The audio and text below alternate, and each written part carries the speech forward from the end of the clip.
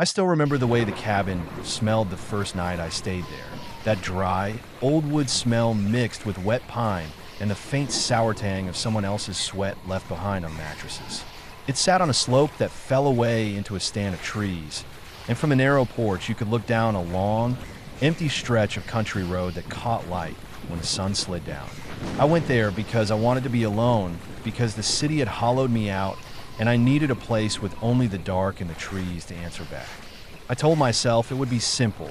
A few days of cold coffee, a stack of unread books, a stove to keep the chill off, and no one to call or knock. I did not expect the feeling of being watched because I had friends who joked about cabin paranoia, and I had seen those movies where every creak means something supernatural. This was not like those things. This was human, small and ugly and patient. The first night, when the sun went down and the trees stitched themselves into a single black wall, I locked the deadbolt and ate canned beans straight from the tin. The radio was static and the phone had no bars. There was a kind of fine, steady silence that seems louder than noise because it is full of nothing. I lay on the mattress and listened to the house breathe. Somewhere beyond the thin walls an owl cried, and a branch rubbed like a long finger across the siding. After a while I drifted and woke to the sound of something scraping the porch floorboards, like a boot dragged with laziness. Then a pause, then a softer movement along the side where the back steps were. It could have been a fox or a raccoon. I told myself that. I should have stayed lying down, but the place felt closer suddenly, like the dark had moved 10 feet inward. I pressed my ear to the wall and heard muffled breathing that did not match the wind. It sounded human. I opened the door without thinking. The porch lamp flickered when I hit the switch, and the yard was a slab of gray. There were muddy footprints on the step, too large for a deer and too broad for a raccoon, smeared as if someone had dragged the foot. The prints led off into the trees and then stopped. I walked the perimeter in the weak light and felt foolish. My heart beat loud enough inside my ears to drown smaller sounds. There was no one there. The air tasted like rain that was somewhere far off. I returned to the cabin and sat at the small table and tried to be calm. Maybe it was someone passing by, someone camping. Maybe I had simply stepped into something I could not name, and my mind was trying to shape it into reason. The next night, the noises started earlier, before the sun had folded completely. I was making tea, and I heard a mutter outside, low and thin, like someone practicing words under their breath. It was not the kind of mutter you hear when someone talks to themselves. This had a rhythm, a cadence meant to be heard. I froze with my hand on the kettle. The sound moved along the perimeter behind a stand of birch, then closer to the kitchen window, then away. When I looked out, the glass fogged with my breath, and there was nothing but a dark slope and the road catching the last light. Still, the sense of being watched was different now, a weight that leaned on the house.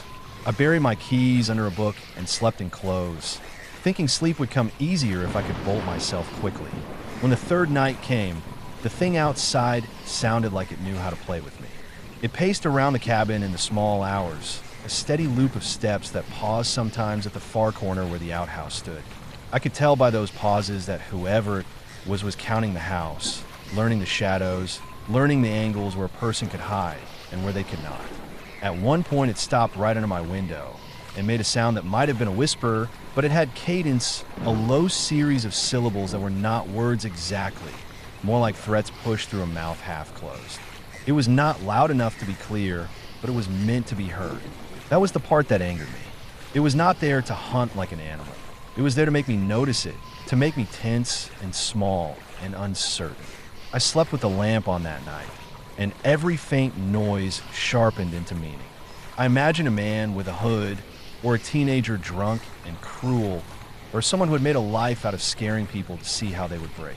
The thing outside muttered again in the morning, softer, like a person speaking into a small tape recorder, and I stepped to the door and called out without thinking. I did not call for help. I did not beg. I said words I have never said to anyone, words like a shout wrapped in anger rather than fear. I said the kind of ugly things a man yelling at a stranger on a street might say when he wants the other to back off. Threats that were heavy and blunt, the kind you hear from people with nothing left to lose. The sound left my mouth rough, and surprising even to me. For a second the night was a cut stone. Then something answered in the dark, a muttering back, not louder, but with similar intent, as if whoever it was had been practicing these lines and found them useful. After that night, I learned the pattern. It was not random anymore. The mutterings came most often after sunset, when people were likely to be alone and the mind soft from drink or tired from the day. I found prints sometimes at the edge of the yard in the morning, wet and recent, often paired with small signs of a person having been curious. A cigarette, but a scrap of cloth caught on a fence post, a smear of mud on a step. Once I found a note tucked under a stone by the well, a scrap of paper with a single line scrawled in hurried handwriting that said, "You gonna cry?" There were other scraps at nearby cabins, left by hands that wanted to show they could be close without being caught. I heard stories from the occasional neighbor who drove in for supplies, half-told sentences about a figure that walked the road at night, the kind who would stand near a porch and imitate the sound of a woman calling for help just to see what would happen. There was a small, bitter laugh to the way they told it, as if the thing had become a neighborhood nuisance that fed on the worst parts of people. I began to test it, not because I wanted to provoke violence, but because I needed to know what would stop it. Fear made you small. Panic made you noisy and honest and easy to read. If this thing wanted to make someone cry out for help, it wanted to see what that call would bring and open it. If someone answered help, a predator might move closer, thinking there was a wounded person to push a chance to take advantage. I realized then that the best defense might be to give it something else to believe, a threat, a voice that did not sound like someone pleading, but like someone dangerous. If a harasser heard a voice that sounded like a man ready to fight, it might back off, seeing risk where once it saw ease. I chose deliberately what to say after that, and the words I used were not kind. They were heavy and full of the sort of malice you put on to scare off a threat, the kind people invent in bars and on back porches to keep the world feeling ordered. So the next night, when I heard the soft field of muttering again, I opened the door and let the sound of my voice roll outward like a warning bell. I told the dark that I was watching and that I would not be surprised to find them a corpse if they stepped wrong. I said things that made my throat ache, and I watched the trees for a response. The muttering stopped for a long time.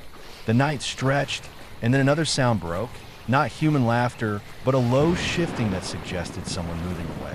In the morning, the footprints were fewer and muddied, as if the person had run. For the first time in days, I slept without the lamp on. It was not a complete victory. The thing adapted. A week later, after I had thought the matter settled and had left the porch for a quick walk down the road, I heard the pattern begin again. A slow scraping, a voice in the trees, the sense of being circled. I grabbed a thick stick and walked to the end of the driveway where the road opened and called out in a voice rougher than that first night. I told the dark that if anyone came near the cabin again, they would find themselves facing someone who would not be nursing any pain afterward. I wanted them to know that I would not be a helpless barking dog. The muttering returned then, and this time it sounded less playful and more careful. It tried to mimic my words, to throw jibes back, to provoke me.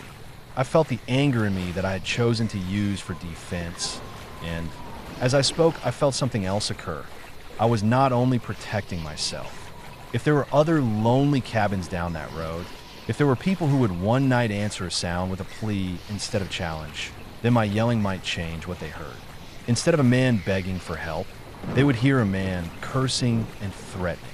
That other person would pause, rethink, and perhaps not answer at all. My voice could be a shield for the next person, an ugly and useful thing.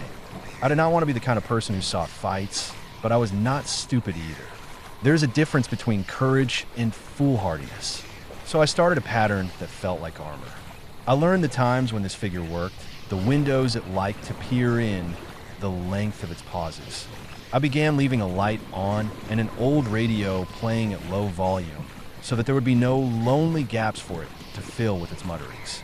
When I went outside, I carried a headlamp and made sure my shadow fell long and square, so any watcher knew I could see them and might be larger than they expected. When I walked the road in daylight, I looked for fresh signs and noted them for anyone else who would listen at the general store. Once, when an old woman with a car full of eggs came down, I told her what I had been doing and she nodded like she knew something about the I went to that cabin with the idea that a few nights alone in the woods would clear my head. I wanted quiet, real quiet, not the kind you get in town where there's still traffic a few blocks away or a neighbor's dog barking. I drove up an old dirt road until I couldn't go any further, then hiked the last stretch with my pack slung over one shoulder. The cabin sat back against the trees, weathered but still standing strong, the kind of place that looked abandoned, yet stubbornly holding on. It was late afternoon when I arrived, and the first thing I noticed was how heavy the silence felt, as if the trees themselves swallowed sound. Inside the cabin, the air was musty. A table sat against one wall, a cot in the corner, shelves lined with dust. The windows had no curtains, and the boards around them were cracked, letting in thin strips of light. I set my bag down, lit a lantern, and tried to settle in. It felt strange, though, as if the cabin had been lived in not too long ago. There were boot marks near the door in the dust, fresher than I expected, like someone else had been there. I told myself maybe hunters or hikers used it now and then. I didn't think much of it at first. That first night, I couldn't sleep well. The woods were darker than I was used to, so dark it felt like the trees were pressing against the windows. Around midnight, I heard something outside. Not an animal sound, but the slow drag of footsteps on dirt and leaves. I lay still on the cot, every nerve awake, listening to it circle the cabin. The steps would stop, then start again on the other side, as if someone was pacing around and checking the walls. At one point, I swore I heard breathing just outside the thin glass. I kept waiting for a knock or a hand on the door, but nothing happened. After what felt like hours, it stopped. I finally drifted into an uneasy sleep when the sky started to lighten. In the morning, I went outside to look for tracks. The ground was soft from rain a few days before, and I found marks. Not boots like I'd imagined, but thin-soled shoes, worn down like someone had been walking in the same pair for years. They circled the cabin and led back into the trees. That unsettled me. This wasn't some random animal nosing around. Someone had been out there, close enough to touch the walls while I slept inside. The second night, I tried to be more prepared. I dragged the table in front of the door. Not that it would stop anyone serious, but it made me feel better. I left the lantern low, shadows flickering against the walls. I stayed awake as long as I could, listening. Around the same hour as before, the footsteps came back.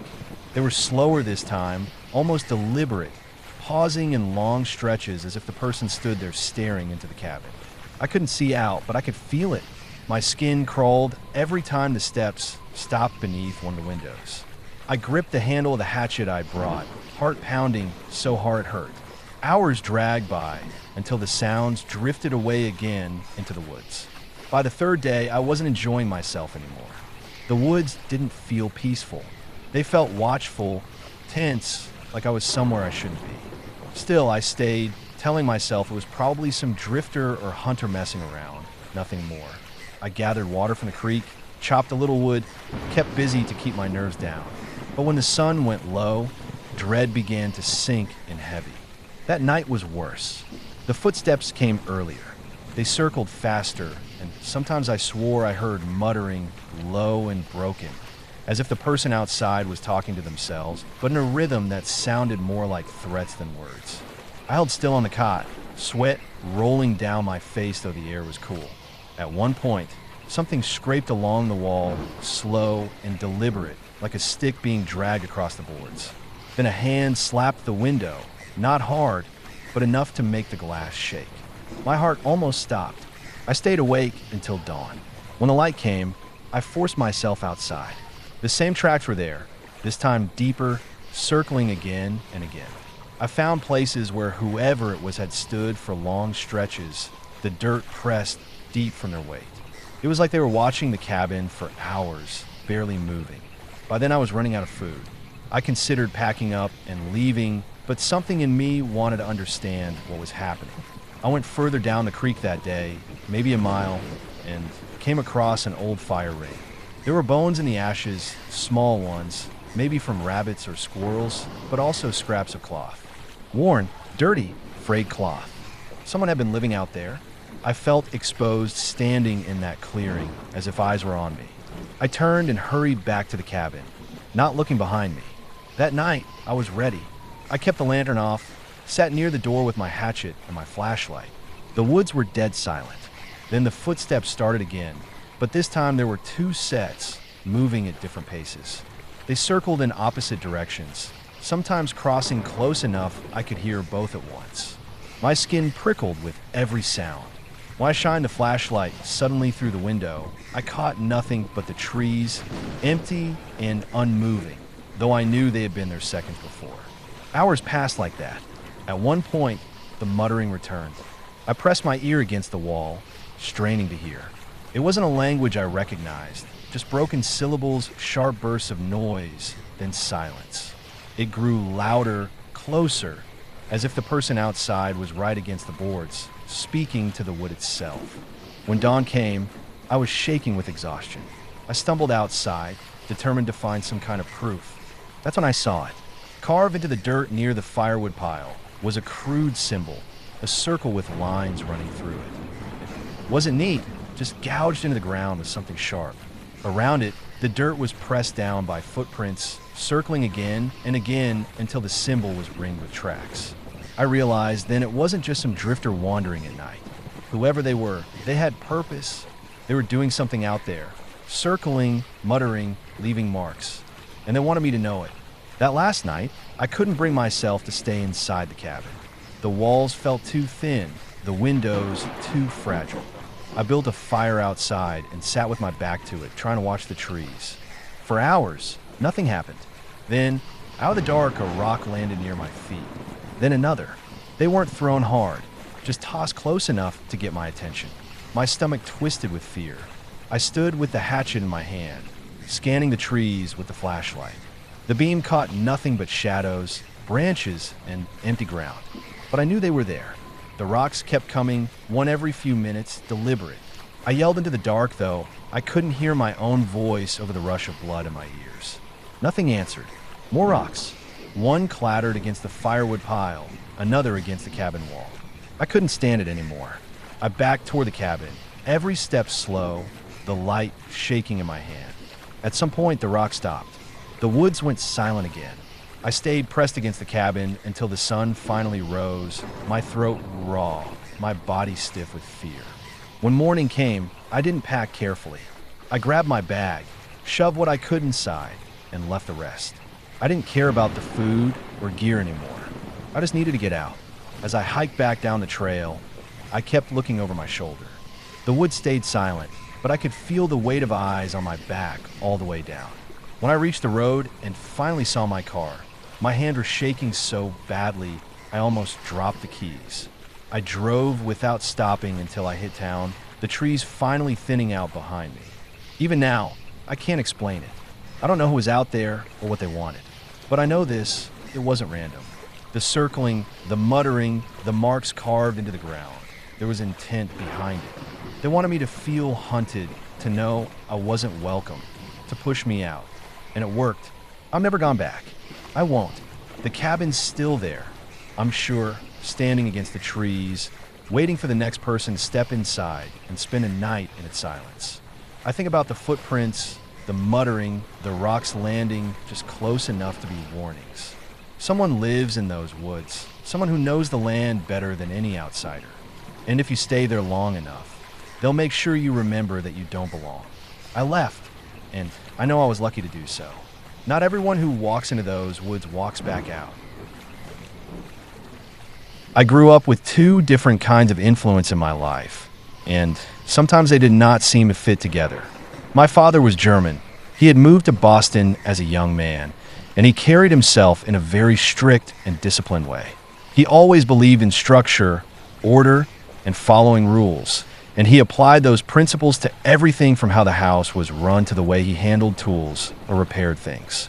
My mother came from the South, and though she lived most of her adult life in the Northeast, she carried her old habits and values. From her, I learned a lot of the practical things like how to shoot, how to handle myself in the woods, and how to deal with threats without panicking. By the time I was old enough to move out on my own, those two different influences had mixed inside me in strange ways. I wasn't really one thing or another, but when I went into the woods, I always carried a firearm because that was how I felt secure no matter where I came from. The trip to the cabin was supposedly simple. I needed time away from the city and from people in general because the pressure of working long weeks with barely any rest was starting to wear me down. The cabin itself belonged to an old family friend, someone who didn't use it anymore, but still kept it stocked with basic supplies. It was a small structure built decades ago, with a single main room, a wood stove, and a sleeping car. There was no electricity, no running water, just a well outside and a few windows. It sat far back off a dirt road, deep enough into the woods that you couldn't hear anything but the wind and the occasional call of birds. When I first arrived, it felt like the perfect escape. The first day was quiet. I chopped some firewood, set my gear in the corner, and checked around the property to make sure everything was still standing. The cabin was rough but sturdy, the logs weathered but strong. The shutters banged a little in the wind, and there were signs of animals, claw marks on one post, droppings near the porch, and some tracks in the dirt that looked like raccoon or maybe something larger. It didn't bother me. That was normal for the woods. I had brought my rifle, just in case, and I leaned it near the door before settling. As night came down, the forest grew silent in the way it only does when you're far away from the roads. I lit a lantern, cooked some food on the stove, and read until I felt tired. Just before turning in, I stepped outside to smoke. The air was cold, the kind of sharp chill that carries every sound. And that was when I first noticed something that felt off. There was a steady rustling in the brush about 30 yards away. At first I thought it might be a deer, but the movement wasn't clear. It came in short bursts, like someone was stopping and starting. Then it went completely still. I stared into the dark, waiting, but nothing else moved. Eventually I went inside, told myself it was just nerves, and went to sleep. The second day, I decided to hike a little. I followed a trail that wound behind the cabin and down to the creek. It was a narrow path, not often used, and in some places the undergrowth had nearly closed over. About halfway down, I noticed something strange. There were fresh boot prints in the mud, not mine, not old either. They cut across the trail at a sharp angle and disappeared into the thicker brush. Whoever left them had been out there recently, maybe within hours. The prints weren't deep, but they were clear, the heel and tread pattern distinct. My stomach tightened, because the cabin was supposed to be on private land, far from anyone else. I followed the creek for a while, and tried to ignore it, but the feeling stayed with me. When I returned to the cabin later, I walked the perimeter carefully, checking for more signs. Near the back window, I found a cigarette, but pressed into the dirt. It wasn't mine. I hadn't even brought cigarettes, only a pack of cigars I saved for nights. That was the moment when I knew I wasn't alone out there. That night, I kept the lantern low and sat by the window with my rifle across my eye. The woods stayed quiet for hours, and my eyelids grew heavy. Then, sometime past midnight, I heard the crunch of leaves. Slow, deliberate, one step at a time. The sound circled part of the cabin, stopped, then started again. My heart hammered so hard, I thought it might give me away. I didn't move, didn't breathe too loud, just sat with the rifle ready and my eyes locked on the dark shape of the tree. After several long minutes, footsteps faded. I didn't sleep for the rest of the night. When daylight finally broke, I stepped outside and saw faint marks in the dirt again, clear outlines of boots. They came right up near the porch before turning back toward the woods. Whoever it was had come close enough to see me if I'd been standing. I spent the day in a haze of nerves, unsure what to do. Leaving felt like giving up, but staying felt dangerous. I kept going over the details in my head, the tracks, the cigarette, the sounds in the night. This wasn't just some hunter passing through. This was someone who knew the cabin was there and was watching me. I thought about the way my father used to lecture me about preparation and control, about not showing panic. Then I thought about my mother teaching me how to hold steady on a target, no matter how much my hands shook. Those two voices fought inside me all day. By late afternoon, I decided to set a kind of test. I dragged a heavy piece of wood against the door, not enough to keep it shut if someone pushed, but enough to make noise. Then I placed an old metal pot just inside the window frame. so it would fall shut her open. I kept my rifle close and waited. That night, the forest seemed even darker, the kind of dark where you could almost believe the trees themselves moved closer. Around midnight, the first sound came. A faint scrape at the window, then a pause, then the softest push against the shutter. The pot clattered to the floor, and the noise echoed through the cabin. My pulse spiked. I aimed toward the sound, finger resting on the trigger, but the figure outside moved back into the trees. I saw nothing more than the blur of motion, but I knew it was a person. The rest of the night was a blur of small sounds, faint footsteps, branches snapping in the distance. Whoever it was, they never came back to the window or the door, but they didn't leave either. It felt like they were waiting for me to come out, maybe to lose my name. When the sun rose again, I didn't waste time. I packed my gear quickly, slung my rifle over my shoulder, and locked the cabin as best I could. The walk back to my truck was one of the longest I've ever taken. Every few minutes I stopped and turned, scanning the woods, certain I would see someone follow. The trees pressed close, the trail seemed narrower than before, and every sound of cracking twigs made my throat tight. When I finally reached the truck, I threw my things inside and started it without hesitation. As I pulled onto the dirt road, I glanced in the rearview mirror. For a second I thought I saw a figure at the tree line, standing still and watching, but the moment passed quickly. Maybe it was just my mind, maybe it was real. I drove until the cabin was miles behind me, and only then did my body start to calm. The truth is I still don't know who was out there or what they wanted. Maybe it was some drifter, maybe someone who knew the cabin was empty most of the time, maybe someone who simply liked the idea of scaring strangers. What I do know is that they had been close enough to watch me through the window, close enough to leave signs I was meant to find. I never went back to that cabin again. The thought of those boots in the dirt, the cigarette in the grass, and the slow steps circling the walls still hangs in my head whenever I think about it.